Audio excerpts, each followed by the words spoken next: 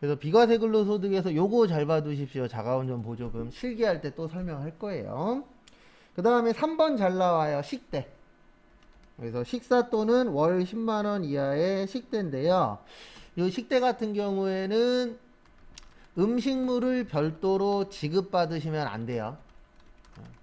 그래서 별도로 안 받으셔야 됩니다. 그러니까 결론은 뭐냐면 돈만 받아야 돼요. 그러니까 회사 가시면은 구내식당에서 무료로 음식 주는 곳들 있어요, 없어요?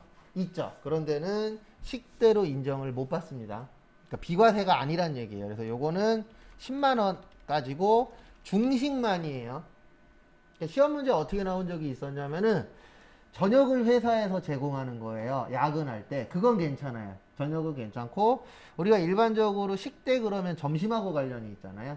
근데 제 개인적인 생각은 이거 올려야 되는데 국회에서 일을 안 하고 계셔갖고 왜 올려야 되냐? 요즘에 김치찌개도 웬만한 데 가면 6,000원, 7,000원이에요. 맞죠? 우리가 평균 한 달에 20일 일한다고 치면은 12만 원, 14만 원은 들어가잖아요. 거기에다 조금 먹을 만한 거는 9,000원, 만원 해요. 요즘에 워낙에 올랐잖아요. 물가 자체가. 저도 돌아다니다 보면은 뭐 먹으러 들어가 보면 옛날보다 많이 올랐다라는 게. 짜장면도 그 전에 2,900원 하던데도 3,900원으로 올렸더라고요. 1,000원 정도. 어쨌든 물가는 올라가는데 요런 건 안 올라가요, 현재. 그래도 요거 10만 원 잘 받으시고. 그 다음에 325페이지 4번도 잘 나와요. 월 10만 원 이하의 출산 및 보육비라고 되어 있는데요. 출산 및 보육비인데 거기에다 밑줄 좀 쳐주세요. 거기 보시면 몇 세 이하 자녀요? 6세 이하 자녀만 됩니다. 그리고 월 10만 원인데 10만 원은 솔직히 안 외우셔도 돼요. 프로그램에서 다 계산해 주거든요. 그리고 만약에 이론에 나오더라도 프로그램 들어가면 있어요, 금액이. 그래서 외울 필요는 없습니다. 근데 몇 세 이하 자녀만 되는 거예요? 6세 이하 자녀가 있을 때. 그 다음에 나머지는 크게 볼 거 없고 325페이지 7번 중요해요. 생산직 근로자에 뭐라고 되어 있죠? 325페이지 7번에 생산직 근로자의 연장 근로수당. 이건 생산직만 됩니다. 사무직은 안 돼요. 그래서 연장 근로수당이 야근 생각하시면 돼요. 그래서 우리가 일이 많을 때 야근 같은 것들 해요, 안 해요? 하죠. 하긴 하는데 앞으로 가면 갈수록 야근은 줄어들 겁니다. 일단 일이 없고 많은 데는 많지만 일 없는 데도 많잖아요. 그것도 있고 그 다음에 주 52시간 이제 지켜야 되잖아요. 안 지키면은 이거 법적으로 벌금 묻니다. 그래서 생산직 근로자분들이 아마 내년쯤 되면 올해 하고 내년쯤에 또 뉴스에 꽤 많이 나올 거예요. 근데 뭐가 나올 거냐면 저도 이제 제조회사에 다녀봤지만 생산직 근로자분들은 대부분 돈을 야근을 해서 벌어요. 그래갖고 막 60시간, 한 일주일에 막 60시간 막 이렇게 일을 하셨었거든요. 기존에는 60시간 넘게. 근데 이제는 몇 시간을 못 넘겨요? 52시간을 못 넘겨요. 그래서 이거 관련돼서 또 아마 뉴스에 나올 거예요. 왜 이렇게 만들었냐고. 그전에도 나왔는데 앞으로 더 많이 나오지 않을까. 왜냐면 요즘 좀 먹고 살기가 힘들잖아요. 여기에선 생산직 근로자만 되는데요. 월정액 급여 210만 원이라고 되어 있는데 그런 건 안 외우셔도 돼요. 왜냐면 요건 프로그램 안에 있어요. 그래서 제가 프로그램 보는 방법부터 다 알려드릴 건데 일단 누구만 되는 거예요? 생산직만. 사무직은 안 됩니다. 그리고 프로그램에 다 나와 있어요. 그 다음에 326페이지 보시면은요. 근로소득 금액의 계산에서 거기 밑에 보시면 근로소득 공제라고 있어요. 거기에서 총급여액 500만 원 있거든요. 거기에 별표 하나만 치세요. 요거는 실기할 때 할 건데 요게 키포인트입니다. 70%. 그럼 우리 500만 원에 70%면 얼마죠? 350만 원이죠. 얼마예요? 350. 그 다음에 요거는 말뜻을 좀 아셔야 돼요. 아이고. 공제의 뜻이 뭐라 그랬죠? 공제. 공제는 더한다, 뺀다? 뺀다. 그래서 저 말뜻 정도는 알고 계시면 문제 푸시는데 좀 도움이 되실 겁니다.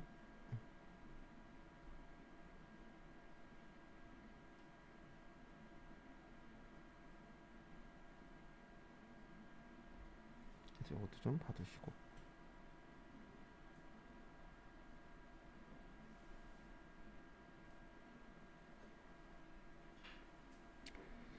그 다음에 일용근로자. 일용근로자는 저기에다 밑줄 좀 쳐주세요. 1, 15만원.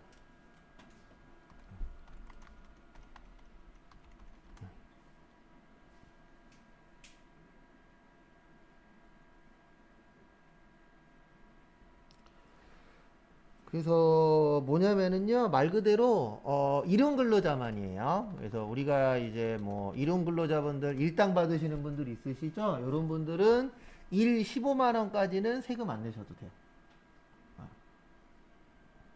그래서 15만 원이 안 넘으면은 뭐 안 내셔도 돼요. 세금 안 내셔도 됩니다. 근데 왜 이렇게 만들어 놨냐면 실제 만약에 일용직으로 한 달 내내 일한다라고 치면 30일로 치면 450만 원을 버실 수 있어요. 요 금액으로 봤을 때. 근데 아시는 분은 아시겠지만 일용직 일이 계속 있는 게 아니죠. 그리고 일단 평균적으로 한 달에 한 20일 정도 일한다라고 치면은 300만 원 정도 받으시는 건데 이분들 같은 경우에는 대부분 우리가 일반적으로 얘기하는 하위 계층이잖아요. 돈 잘 버시는 분들 중에서 일용 근로자 뛰시는 분들 없잖아요, 실질적으로. 그러다 보니까 이제 세금을 많이 걷자, 적게 걷자, 적게 걷자. 그래서 일용 근로자분들은 15만 원이 안 넘으면은 세금 안 내셔도 되고 15만 원이 넘으면 그때부터 세금은 내셔야 됩니다. 여기서 말하는 세금은 소득세하고 지방소득세예요. 그 다음에 327페이지 근로소득의 수입 시기에서 요거 가끔씩 나오더라고요. 잉여금 처분에 의한 상여라고 있거든요. 그거는 잉여금 처분 결의일인데 이게 뭐냐면 우리가 일반적으로 대부분 사람들이 아니라 제가 봤을 땐 99.99999%가 중소기업 가고 싶어해요? 대기업 가고 싶어해요? 대기업 가고 싶어 하죠. 그 대기업 가고 싶어 하는 이유 중에 하나가 요거예요. 잉여금 처분에 의한 뭐요? 상여. 이걸 뭐라 그러냐면 성과급이라 그래요. 대기업 같은 경우엔 부서에 따라서 틀리긴 한데 부서 잘 들어가고 거기에서 성과가 잘 나면 1년치 연봉을 성과급으로 받는 부서들도 있어요, 실제. 그래서 뭐 연봉이 1억이 넘네 이런 얘기들 하죠. 그게 실질적으로 월급으로만 치면 연봉으로만 치면 1억이 안 돼요. 근데 거기에 이제 성과급이라는 게 나오는 경우에는 뭐 성과급이 뭐 많을 경우에는 1년치 기본급 막 이렇게 나오거든요. 막 몇천만 원씩. 그래서 그거인데 시험에서는 요게 가끔씩 나오더라고요. 이론 문제로 나오면. 그래서 잉여금 처분 결의. 왜냐면 성과급을 얼마를 주겠다고 주주한테 보고를 해야 되거든요. 그래서 주주총회 때 땅땅땅 두드리면은 그만큼 성과급이 나가도록 되어 있습니다. 그래서 잉여금 처분 결의. 그 다음에 어디가 있냐, 근로소득의 과세 방법 보시면 상용 근로자 있고 일용 근로자 있는데 상용 근로자가 그거라고 생각하시면 돼요. 일반적인 그 직원분들이 이제 상용 근로자가 되는 거고, 일용 근로자는 이제 일반적으로 아르바이트생들, 그런 분들이 이제 일용 근로자가 되는데, 상용 근로자는 간이색 조견표라고 해서 국가에서 만들어요. 나중에 한번 보여드릴 건데 뭐를 만드냐면은 이 사람한테 이 정도 월급을 주면 이만큼 세금을 떼면 된다라고 국가가 만들어 놓은 표가 있어요. 그거에 대해서 세금을 떼는 거예요. 막 떼는 게 아니고. 그래서 국가에서 이 사람은 혼자 사는데 200만 원 벌어. 그러면 얼마 떼어? 이 사람은 두 명이서 사는데 300 벌어. 그러면 얼마 떼어? 이런 식으로 만들어 놓은 조견표가 있어요. 그걸 보고 떼는 거예요. 회사에서는. 그걸 보고 떼는데 문제는 뭐냐면 간이색 조견표예요. 그러면 간이는 정확해요? 부정확해요? 부정확해요. 그래서 매년 2월 달에 뭐를 하는 거예요? 연말정산을 하는 거예요. 왜냐면 부정확하니까 정산의 뜻이 뭐냐면 정확하게 계산한다는 뜻이에요. 그래서 연말에 정확하게 계산을 해서 세금을 많이 냈으면 돌려받고 세금을 적게 냈으면 뭐 하고요? 납부를 더하고. 근데 올해도 그렇고 작년에도 그렇고 코로나 때문에 연말정산이 조용히 넘어갔습니다. 원래 연말정산 할 때 되면은 뉴스하고 신문에 이게 꼭 나오거든요. 왜 혼자 사는데 세금 많이 내야 돼? 네, 그게 꼭 나와요. 그래서 아마 코로나 잠잠해지는 내년에는 아마 나오지 않을까. 근데 원래 혼자 살면은 많이 내는 게 맞아요. 세법 취지에 의하면. 왜냐면 가족이 많으면 어떻게 될 것이다. 돈을 많이 쓸 것이다. 그러니까 세금을 조금이라도 덜 걷자. 이 마인드로 만든 건데, 이제 어느 프로에서 나오신 분이 그 얘기를 했었어요. 그 기사를 쓰는 기자가 혼자 살지 않을까라는 생각이 든다고. 근데 이제 국가는 어쩔 수 없이 여론에 떠밀리는 부분들이 있죠. 그래서 혼자 사시는 분들이 요즘에 많아요, 적어요? 많죠. 그래서 혼자 사는 분들 관련돼서도 세금을 조금이라도 덜 내게끔 손을 보긴 봤어요. 그래도 가족이 많은 사람보다는 어떻게 내요? 많이 냅니다. 그리고 막 이런 것도 올라와요. 뭐도 올라오냐면, 왜 저축 많이 했는데 세금을 많이 내야 돼? 세법은 돈 벌었으면 뭐 하라고 되어 있어요? 쓰라고 되어 있어요. 근데 안 쓰고 갖고 있잖아요. 그러면 소비가 안 되니까 국가가 안 돌아가는 거예요. 그러면 소비하는 대신 뭐를 더 내라? 세금을 더 내라. 근데 이제 일반적이신 분들은 그거에 대해서 좀 거부감이 있어요. 왜냐면 내가 돈 벌어서 안 쓰고 내가 모은다는데 왜 세금을 더 내야 돼요? 근데 세법 자체가 원래 이렇게 되어 있는 거거든요. 많이 버는 사람이 세금을 걷어서, 예. 근데 많이 버는 사람한테 왜 세금을 많이 걷냐면, 많이 버니까 남아있는 게 많아요, 적어요? 많죠. 그 남아있는 거를 걷어서 이제 분배하자가 원래 세금의 주목적이기 때문에 혼자 사든 여럿이 살든 이걸 떠나서 안 쓰면은 세금을 더 많이 내게끔 되어 있어요. 구조 자체가. 근데 그렇다 그래서 뭐 안 썼다 그래서 뭐 몇백만 원 더 내고 이런 구조는 아닙니다. 근데 이제 워낙에 기자들이 자극적으로 잘 쓰긴 하더라고요. 매번 읽어보면. 그 다음에 넘기시고용 교재는 330페이지. 어쨌든 작년하고 올해는 코로나 때문에 그런 기사가 하나도 안 나오더라고요. 확실히 중요한 게 있다 보니까.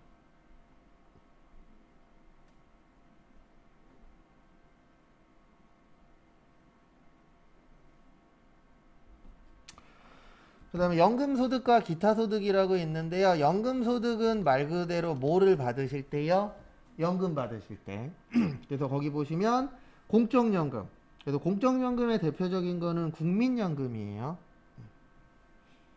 그래도 올해 국민연금이 돈 좀 많이 벌었습니다. 작년하고 올해. 왜냐면 주식값 많이 올랐죠? 그래서 지금 주식 하시는 분들은 국민연금을 되게 싫어하는데 저같이 주식 안 하는 사람은 현재 국민연금이 잘하고 있다라고 봐요. 왜냐면 국민연금이 지금 주식들을 팔고 있거든요. 왜냐면 지금 주식값 올랐어요? 떨어졌어요? 올랐죠. 그래서 팔아갖고 몇십 조인가 이익 났대요. 그러면은 국민연금 드는 사람 입장에서는 내가 받을 수 있는 게 좀 더 안정적으로 받을 수 있잖아요. 근데 주식 투자하시는 분들은 지금 국민연금 소송 걸기 일보 직전이에요. 왜냐면 국민연금공단이 갖고 있는 주식이 어마무시하거든요. 그러면 팔면 팔수록 주식값은 올라야 떨어져요? 떨어지거든요, 일반적으로. 그래갖고 뭐 조만간 소송을 거느니 이런 얘기도 나오는데 솔직히 저처럼 주식 안 하는 입장에서는 국민연금이 잘하고 있는 거예요. 왜냐면 앞으로 떨어질 수도 있잖아요. 떨어지기 전에 팔아야 국민연금 재원이 늘어나기 때문에. 근데 이거는 입장 차이라고 보시면 돼요. 그래서 거기 보시면은 공적연금에는 뭐 국민연금도 있고 군인연금도 있고 사립연금도 있고 별청 우체국법도 있고 이런 것들이 이제 공적연금이고요. 그 다음에 사적연금에는 뭐 퇴직연금이라든가 아니면은 뭐 개인연금, 뭐 보험이라든가 은행에 연금 드시는 분들이 있어요, 없어요?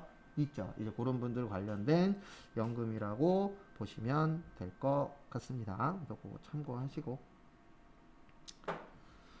그 다음에 뭐 나머지는 크게 볼 거 없어요. 그냥 말만 많고. 그 다음에 332페이지 잠깐 볼게요. 요거 나오면 못 풉니다. 왜 못 푸냐면 연금 문제가 2, 3년에 한 번 나오거든요. 진짜 안 내요. 그리고 이런 거 할 시간에 딴 거 하는 게 좀 더 유리하긴 합니다. 왜냐면 가끔씩 나오는 건 맞출 확률이 높아요, 낮아요? 낮아요. 그래서 중요한 것만 볼게요. 거기 보시면은 연금소득공제라고 있어요. 그래서 뭐 350만 원은 총 연금액이네 요런 거 있는데 900만 원만 좀 받으세요. 900만 원 초과하면 얼마까지만 돼요? 900만 원까지. 그 다음에 외우진 않을 건데 333페이지. 그래서 여러분들 나중에 연금을 받으시면은 사적연금 같은 경우에는 55세에서 70세 미만은 5%. 그래서 저도 55세 되면은 나오는 연금이 있어요. 한 달에 30만 원인가? 1년에 하고 300 좀 더 되더라고요. 그 다음에 70세에서 80세 미만은 4%, 80세 이상은 몇 프로요? 3%. 그 다음에 종신형 연금이 있어요. 죽을 때까지 나오는 거. 그거는 사망할 때까지 몇 프로 띄세요? 4%. 그러니까 결론은 뭐냐면 연금도 뭐를 띄고 받는 거예요? 세금을 띄고 받습니다. 왜냐면 소득이 있으면 뭐 내셔야 돼요? 세금 내셔야 돼요. 세금 내기 싫으면은 저기 무인도 가서 혼자 사시면 됩니다. 요즘 TV 프로에 무인도 가는 거 많이 나오더라고요.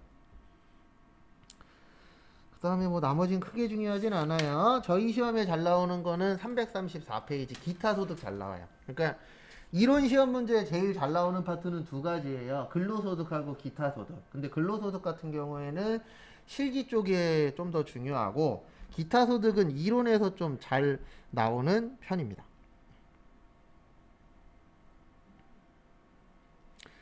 그래서 거기 보시면은요. 여기 보시면 기타 소득.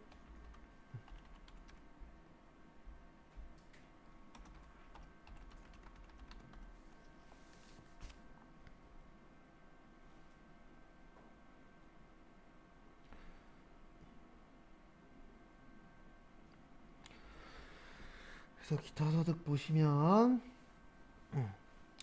기타 소득은 이자 배당 사업 근로 연금 퇴직 및 양도소득 외인데요. 기타 소득 옆에다가 요거 하나만 적어주세요. 일시적이고 우발적.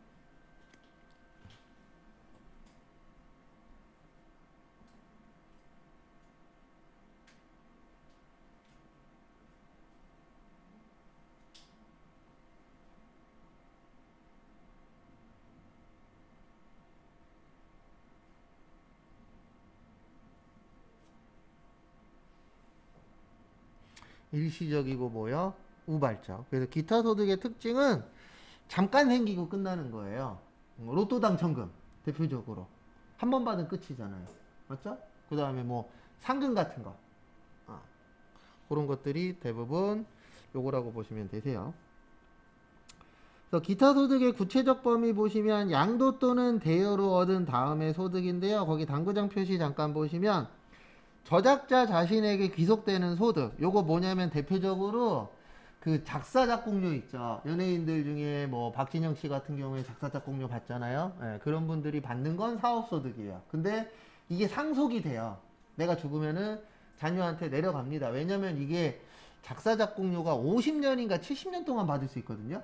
예, 제가 알기로는 70년으로 알고 있는데 70년 동안 작사 작곡료를 계속 받을 수 있어요. 근데 내가 만약에 그 전에 사망했어. 그러면 자녀들한테 뭐가 돼요? 상속이 됩니다. 그래서 자녀들이 받게 되면 기타 소득이 되는 거예요. 왜냐면 내가 만든 게 아니잖아요. 그래서 누가 만들었느냐 이것도 중요합니다. 그 다음에 3번에 보시면 요거는 그냥 이렇게 외울 거예요. 무슨 권으로 끝나면 기타 소득이라고 외워버리세요. 원래 이게 종류가 되게 많은데 그렇게 하면 할 게 너무 많아요.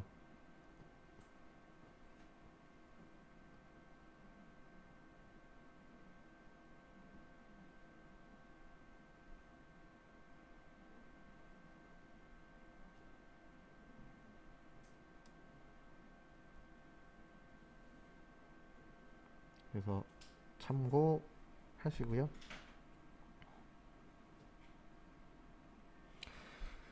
그 다음에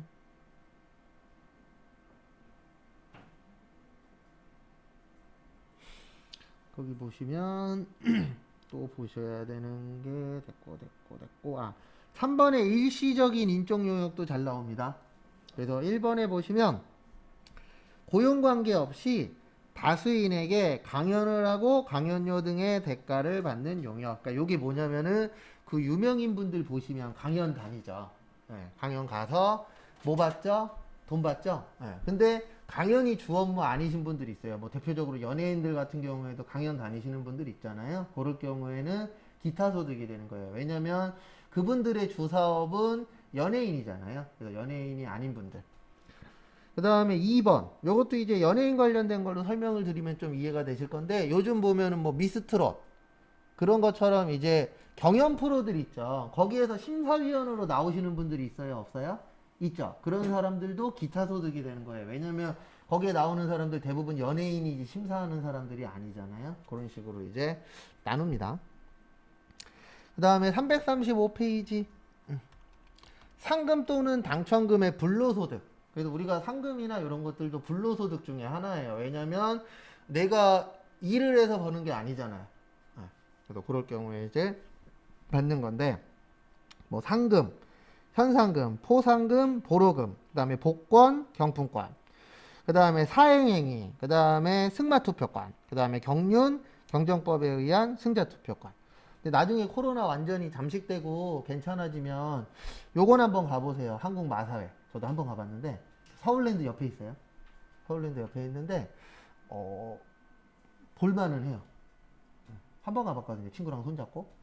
너무 심심해갖고 그때 이제 결혼하기 전이고 여자친구도 없을 때 갔었는데 재미는 있더라고요. 언제가 제일 재미냐면 마지막에 이렇게 직선주로 뛰거든요. 그때 보면 재미는 있는데 결론적으로 돈은 딸 수 없는 구조예요. 해보니까 이게 수학적으로 계산하면 무조건 돈을 못 따요. 왜냐면 1등 할 말은 막 1.3, 1.5거든요. 1.5면 1,000원 내면 1,300원, 1,500원 받는 거예요. 그래갖고 이게 돈 따는 방법이 있다 그러더라고요. 돈을 따려면은 마주하고 친구면은 돈을 딸 수 있대요. 정보로 의해서. 일반적으로 못 따는데 가면은 꼭 그거 안 봐도 주변에 공원 조성되어 있거든요. 그 공원만 돌아다녀도 괜찮아요. 꼭 그걸 볼 필요는 없어요. 저는 문 열 때 들어갔는데 나는 무슨 다들 마라톤 선수인 줄 알았어요. 문 열자마자 아저씨 한 200명이 들고 뛰더라고요. 좋은 자리 맡으려고. 그래갖고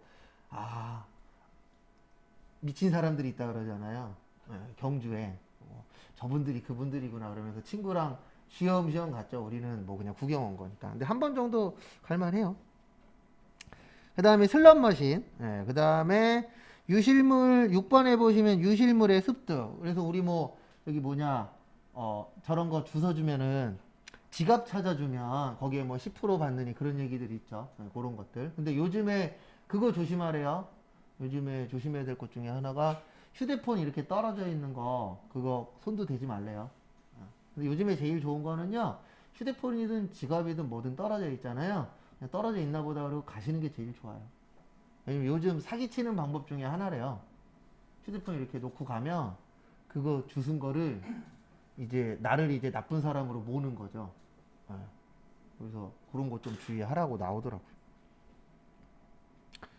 그 다음에 일시적인 문예창작 소득 이런 것들도 이제 기타 소득이고, 그 다음에 시험 문제에 좀 잘 나오는 거는 저기 어디 갔냐, 335페이지 제일 밑에 보시면 6번에 뇌물, 알선 수재 및 배임 수재, 요거 시험 문제 잘 나오는데 결론은 다 뇌물이에요. 그러니까 알선 수재, 배임 수재가 뭐냐면 간단하게 설명드리면 내가 만약에 공무원인데 건축 쪽 공무원이에요. 근데 아는 그 건설업자 소개시켜주고 소개료 받았어. 이런 것들이 이제 알선수재, 배임수재 쪽에 들어가는 거예요. 그러니까 결론은 뭐냐면 뇌물이에요. 내가 소개해줬으니까 소개료 줘. 소개료 받아. 그것도 하나의 뇌물이잖아요. 그래서 결론은 뇌물인데 뇌물도 세금 냅니다. 그럼 이제 어떤 생각들을 하시냐면 어떻게 뇌물을 세금을 내지? 걸렸을 때. 안 걸리면 그냥 조용히 넘어가는 거예요. 왜냐면 뇌물 받았습니다라고 국세청에 신고하는 사람은 없잖아요. 그리고 이런 거 연락 주지 마세요. 예전에 한번 연락 왔었는데 뇌물 어떻게 회계 처리해요? 회계 처리 어떻게 할 거예요? 예전에 한번 왔어요. 뇌물을 줘야 되는 상황인데 회계 처리 어떻게 하냐고. 저도 몰라요. 해본 적이 없어서. 그리고 제일 큰 문제가 뭐냐면 뇌물을 1, 20만 원 줘요? 아니죠. 몇백에서 몇천을 준다고요. 그러면 그거를 처리할 수 있는 방법은 하나밖에 없어요. 가짜 영수증을 잔뜩 구해다가 짜집기 하는 수밖에. 그러니까 예전에 제가 세무사 사무실 다닐 때 뭐를 했었냐면 과거에는 택시를 타면 택시 영수증이 없었어요. 그래서 그 당시에 뭐를 했냐면 만약에 비용으로 200만 원이 필요해. 그러면 그 200만 원어치를 날짜를 쪼개서 택시비로 넣는 거예요. 왜냐면 영수증이 없어도 안 걸리거든요. 왜냐면 영수증이 과거에는 없었으니까. 그래서 TV 보다 보면은 간혹가다 뉴스에 이런 거 나올 때 있어요. 저는 그 말을 죽어도 안 믿는데 연예인들 중에 몇 명 있어요. 꽤 많은 사람들이 걸렸었는데 뭐로 걸리냐면 영수증이 없는데 비용 처리하는 거. 그러면 꼭 걸리면은 마지막에 뭐라고 나오냐면 자기는 몰랐다. 세무사가 마음대로 했다. 이렇게 나오는데 그거 다 거짓말이고요. 세무사도 그 사람들한테 얘기해요. 근데 결론은 그렇게 얘기하고 안 냈었던 세금 내면 땡이다 보니까 그렇게 얼버무리면서 많이 넘어가는데 그게 예전부터 많이 하던 방식 중에 하나예요. 증빙이 없는데 비용 처리하는 거예요. 뭐 덜 내려고요? 세금 덜 내려고. 과거부터 했던 방법 중에 하나예요. 아마 제가 봤을 때 연예인들 다 털면은 다 걸릴걸요? 100명 중에 99명은 걸리지 않을까. 근데 요거 잘 나와요. 뇌물소재, 알선소재. 요거 무슨 소득이에요? 기타 소득이에요. 왜냐면 일반적으로 뇌물을 계속 받는 게 아니잖아요. 일시적으로 받는 거지. 그것도 좀 봐두시고. 그 다음에 336페이지 보시면은요. 거기 밑에 보시면 필요경비라고 있어요. 거기에서 요거 하나만 외울 거예요. 뭐 하나만 외울 거냐면 경연소득은 80%예요. 나머지는 60%. 요렇게만 외울 거예요. 거기에 있는 것처럼 외우면 너무 외울 게 많아서 어차피 저희 시험은 거의 나머지가 나오긴 하는데 설명은 드릴 겁니다.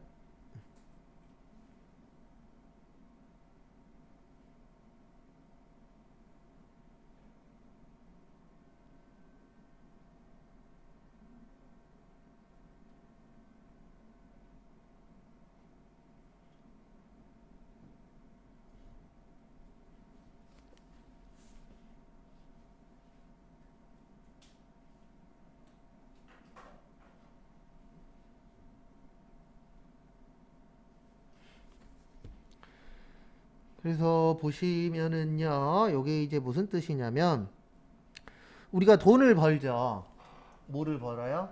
돈을 벌어요. 그러면 돈을 써야 되잖아요. 그러니까 이 필요경비가 회계에서는 비용이라고 생각을 하시면 돼요. 근데 세법에서는 비용이라는 말 안 써요. 필요경비라고 씁니다. 그래서 돈을 벌려면 뭐를 써야 되죠? 돈을 써야 돼요. 근데 이제 기타 소득 같은 경우에는 돈은 많이 버는데 그거에 대한 비용 처리가 좀 힘든 것들이 있거든요. 그래서 경연소득, 요게 뭐냐면은 만약에 요번에 미스트롯 1등이 3억인가요? 5억인가요? 모르겠네, 정확하게. 어쨌든 1억을 받았다. 그러면 80%만큼은 비용으로 빼줘요. 그러니까 8천만 원 빼고, 그러니까 그 누구지? 임영웅 씨 있죠. 임영웅 씨가 1등 할 때 1억 받았거든요. 그러면 여기에서 8천만 원을 빼줘요. 그러면 얼마가 나와요? 2천만 원이 나와요. 여기에 20% 세금 내요. 그러면 400만 원 세금 내는 거예요. 그래서 임영웅 씨 그 인터뷰한 것 중에 보면은 부모님한테 세금 낸 거 채워서 1억을 드렸다라고 얘기한 게 있어요. 그게 요만큼 세금 내요. 그러니까 400만 원이 소득세고 그 다음에 10% 더 내요. 40만 원이 지방소득세. 그래서 경연소득은 80%만큼 빼주도록 되어 있고요. 나머지는 몇 프로 빼준다고요? 60%. 요렇게만 외울 거예요. 왜냐면 원래 이것도 종류에 따라서 다 틀린데 그렇게 외우면 할 게 너무 많아요. 어차피 저희 시험은 뭐 아니면 도거든요. 그러니까 80 아니면 몇 프로예요? 60%예요. 요거밖에 안 나오니까 요렇게만 외울게요. 그래서 교재는 볼게요, 잠깐. 그래서 나중에 혹시 경연대회 나가셔서 상금 받으시면 80%만큼 빼주시면 돼요. 그래서 거기 보시면 공익법인 상금, 다수가 순위 경쟁하는 거, 미스트롯 같은 거. 거기에서 상금을 받으시면은 80% 빼도록 되어 있고요. 뭐 주택 입주 지체 상금 이런 건 저희 시험에 안 나와요. 왜냐면 우리 시험은 주택 관련된 시험이 아니잖아요. 그 다음에 뭐 공익사업, 그 다음에 다음 인적 용역의 일시적 제공 대가, 고용 관계없이 받는 강연료, 라디오, TV 등 해설, 변호사, 세무사, 회계사 등 그 밖의 전문적 지식 또는 특별한 지식 기능을 가진 자가 그 지식 기능을 활용하여 받는 대가. 요게 뭐냐면 이런 거예요. 우리 TV 보다 보면은 그 기자들이 사자이신 분들하고 인터뷰한 거 있어요? 없어요? 있죠. 제가 알기로 그거 15초에서 30초 나오는데도 몇백 받아요. 저 아시는 분이 한번 인터뷰했는데 어쨌든 100만 원 이상 받았다 그러더라고요. 근데 일반적인 사람이 인터뷰하는 건 무료거나 아니면은 10만 원도 안 된다라고 하더라고요.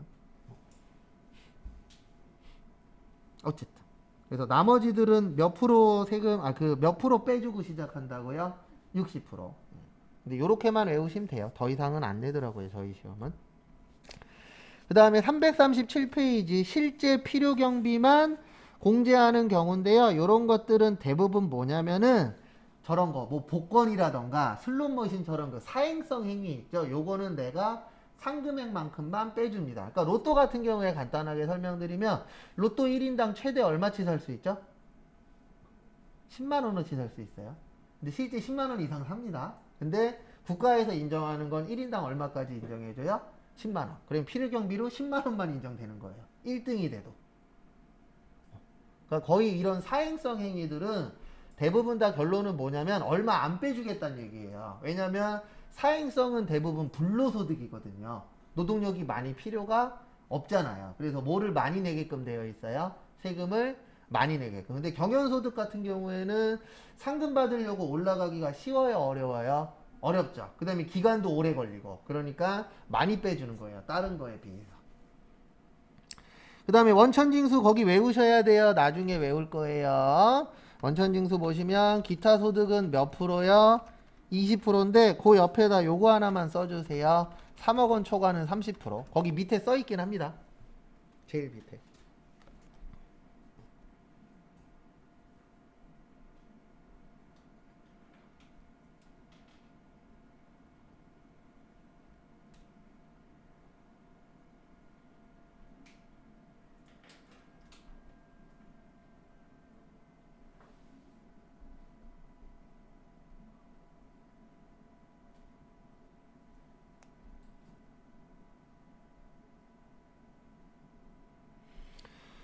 그 다음에 봉사료는 몇 프로 뛴다고요? 세금으로 5%. 요건 세율 나중에 외우셔야 돼요.